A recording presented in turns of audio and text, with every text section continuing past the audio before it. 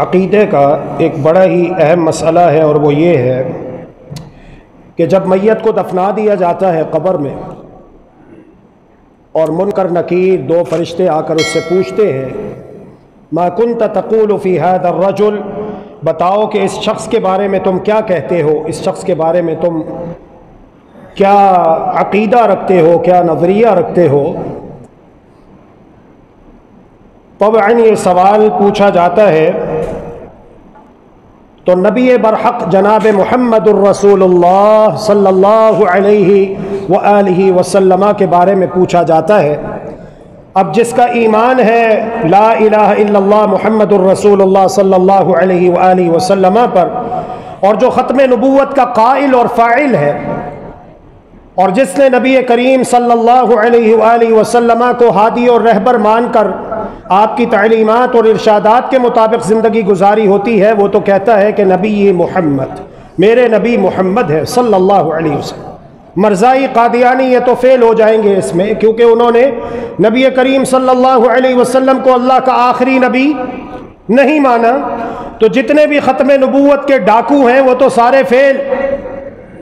مسئلہ یہ ہے کہ یہاں پر جب کہا جاتا ہے کہ ما کنت تقول فی ھذا الرجل، یہ بتاؤ کہ تم اس شخص کے بارے میں کیا کہتے تھے، تو ہمارے کچھ بھائیوں اور بہنوں نے یہ سمجھ لیا کہ اس جملے کا مطلب یہ ہے کہ نبی کریم صلی اللہ علیہ وآلہ وسلم قبر میں ہر مرنے والے کے سامنے حاضر ہوتے ہیں، پیش ہوتے ہیں، موجود ہوتے ہیں، اور فرشتہ آپ کی طرف اشارہ کر کے کہتا ہے اور پوچھتا ہے ما کنت تقول فی ھذا الرجل، بتاؤ ان کے بارے میں تم کیا کہتے ہو۔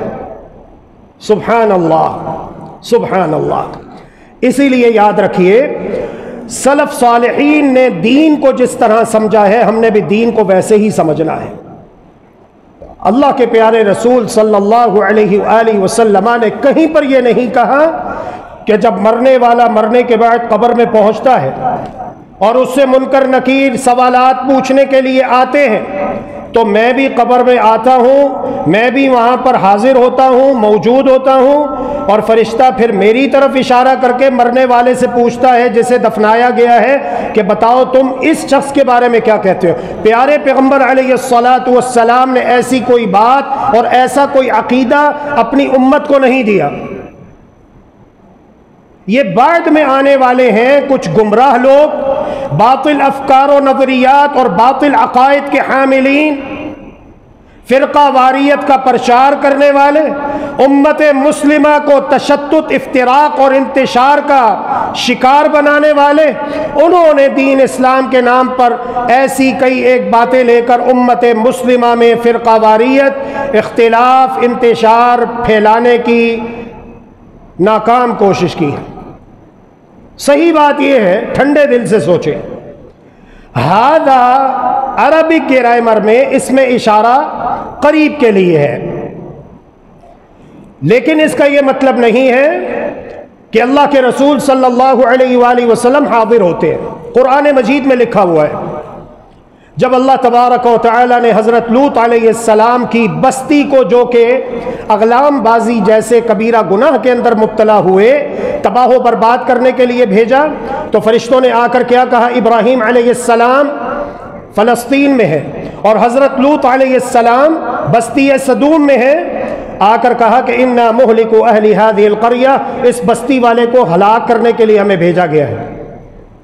وہ بستی ذہن میں تھی، کیونکہ حضور یہ دو طرح کا ہوتا ہے، حضور ذہنی، حضور تصوراتی، اور حضور شخصی۔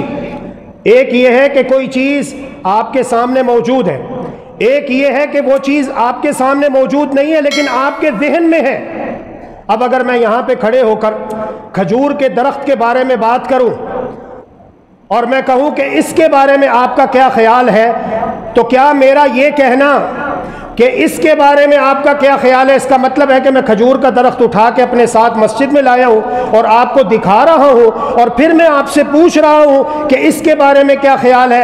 یا پھر میرے یہ کہنے کا مطلب یہ ہے کہ کھجور کا درخت جو کہ آپ سب جانتے ہیں ہوتا ہے، کیسا ہوتا ہے، اس کے بارے میں آپ کا کیا خیال ہے؟ یعنی کہ یہ حضور ذہنی ہے۔ اسی طرح کتاب بدء الوحی میں مکہ مکرمہ سے تجارتی قافلہ لے کر ابو سفیان جب چلتے ہیں اور فلسطین پہنچتے ہیں، وہاں پر ہرقل بادشاہ نے آپ کو گرفتار کر لیا اور اپنے سامنے کھڑا کیا اور کہا کہ میں آپ سے چند ایک سوالات پوچھنے لگا ہوں، آپ نے سچ بولنا ہے، جھوٹ نہیں بولنا۔ ایکم اقرب نسبا بہذا الرجل، وہاں پر اس نے یہ کہا کہ بتاؤ تم میں سے اس شخص کے سب سے زیادہ قریب کون ہے؟ کہاں پر ہے ہرقل بادشاہ؟ وہ فلسطین میں۔ سوال جن کے بارے میں پوچھا جا رہا ہے وہ کہاں ہیں؟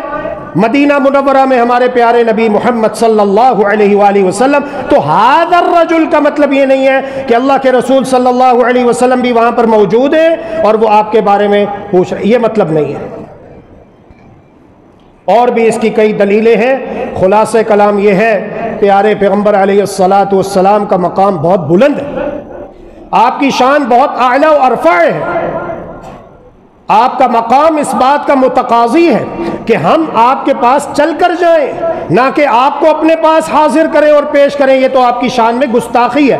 لہذا ہر مسلمان کو یہ عقیدہ بنانا چاہیے کہ جب منکر نکیر سوال پوچھتا ہے قبر میں تو اللہ کے رسول صلی اللہ علیہ وآلہ وسلم قبر میں کسی بھی مرنے والے کے پاس حاضر نہیں ہوتے، موجود نہیں ہوتے۔